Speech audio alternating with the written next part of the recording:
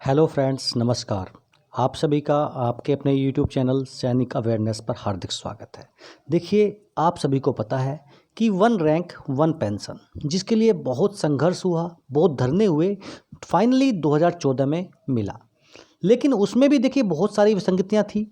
और लेकिन जैसे ही 2019 का जो OROP 2 मिला, जो 2023-24 में मिल रहा है, देखिए उसके आने के बाद ये विसंगतियां जो हैं और ज़्यादा बड़ी हो गई हैं। तो अब ये समझ में आ रहा है कि क्या ये जो वन रैंक वन पेंशन जिस उद्देश्य के लिए बनाई गई थी, क्या वो उद्देश्य सफल हो पाया? क्या वो जो इसका पर्पस था सोल्व कर पाया? अगर नहीं, तो फिर ऐसी कौन सी अल्टरनेट स्कीम हो सकती है जो OROP की जगह ले, लेकिन उसका फ़ायदा जो है सभी पेंशनर्स को मिले? तो ऐसी ही एक स्कीम है EREP स्कीम, जिसके बारे में इस वीडियो में हम जानने वाले हैं। अगर आप मेरे चैनल पर नए हैं, चैनल को सब्सक्राइब कर लीजिए। वीडियो पसंद आए तो लाइक और शेयर ज़रूर करें। देखिए, EREP फॉर्मूला क्या है? देखिए, इसको 1.25% फॉर्मूला भी कह सकते हैं। और आप कभी भी रिटायर होंगे, किसी भी सर्विस रैंक में होंगे, किसी भी सर्विस में होंगे, हमेशा आपको फ़ायदा होगा। तो जानते हैं इस वीडियो में। देखिए, अगर हम बात करें इन 1973 थर्ड पे कमीशन की बात है, ये pension of NCO was equated with the central government civilian employees by reducing their prevailing pension rate of 70% to 50%। तीसरे पे कमीशन में क्या हुआ? जो पहले पेंशन जो मिलती थी 70% ऑफ द बेसिक पे मिलती थी या लास्ट पे ड्रॉन मिलती थी, उसको घटाकर 50% कर दिया गया NCOs के लिए। All pensioners are not getting due benefits due to so-called OROP. It is not like one rank one pension started from 2014 but not succeeded in its second divisions. देखिए, सेकेंड डिवीजन में भी आते आते ये सफल नहीं हो पाई और इसका कह सकते हैं कि बुरा हाल हो गया। There are one rank but so many pensions, यानी वन रैंक वन पेंशन ना होके ये वन रैंक मैनी पेंशन बन के रह गया है।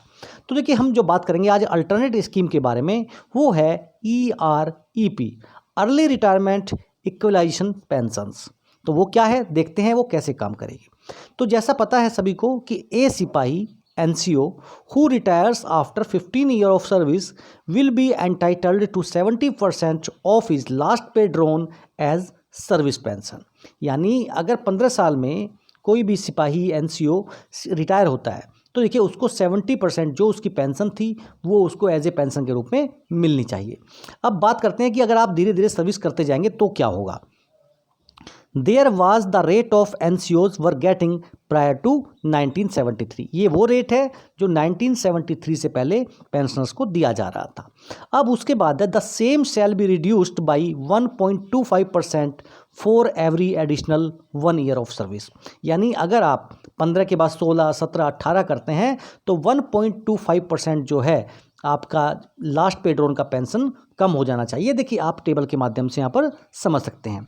यहाँ पर दिखाया गया है कि 15 ईयर सर्विस पे 70% लास्ट पे ड्रॉन का, 16 साल पे 68.25, 17 साल पे 67.50, 18 साल पर 66.25, 19 साल सर्विस करने के बाद 65, 20 साल करने के बाद 63.75% जो आपका लास्ट पे ड्रॉन होगा। ऐसे ही देखेंगे अगर आप 21 साल में तो 62.5, 62 में 61.25%, 23 में 60 और 24 साल में 58.75%। और अगर हम बात करें, देखिए जैसे ही आप देखिए 31 या उससे ऊपर चले जाते हैं तो ये आपकी परसेंटेज जो है 50% रह जाएगी। देखिए, ऐसा होगा क्या, जो पहले पेंशन रिटायर हो रहा है, कम सर्विस में रिटायर हो रहा है, तो देखिए उसके लिए जो पेंशन है उसकी वो भी कम है, पे कमीशन वगैरह जो आएंगे वो भी देखिए उसको कम मिलेगा बेनिफिट, तो इसीलिए उसकी पेंशन जो है कम रहेगी। अगर उसको ज़्यादा लास्ट पे ड्रॉन का पेंशन के रूप में दिया जाए तो जो आगे पे रिविजन्स होंगे उनमें देखिए उसको कभी भी नुकसान नहीं होगा और जितने भी पे रिविजन्स होंगे उन सब में उनको फ़ायदा हो जाएगा। The most important feature of EREP scheme is that at no point of time a senior will draw less pension than the juniors. किसी भी कंडीशन में एक सीनियर अपने जूनियर से कम पेंशन ड्रॉ नहीं करेगा। The EREP scheme will apply equally to both commissioned officers and NCOs। There is no need for periodic review and there would be lots of savings to the public exchequer. यानी इससे क्या होगा, जो OROPs की मांग कर रहे हैं, जो पीरियडिक रिव्यू की बात कर रहे हैं, यानी वन रैंक पेंशन वाली कॉन्सेप्ट है, देखिए उसकी भी आपको जरूरत नहीं पड़ेगी और इससे गवर्नमेंट का जो है बचत भी होगी। वाइल द लास्ट पे drawn will be revise on the recommendations of the each future पे कमीशंस। जैसे ही पे कमीशन आएगा उसमें पे रिवाइज होगी, उस आधार पर जो है रेट ऑफ पेंशन भी जो है उनकी ज़्यादा हो जाएगी। There will not be any undue benefit और windfall increase in pensions to everyone.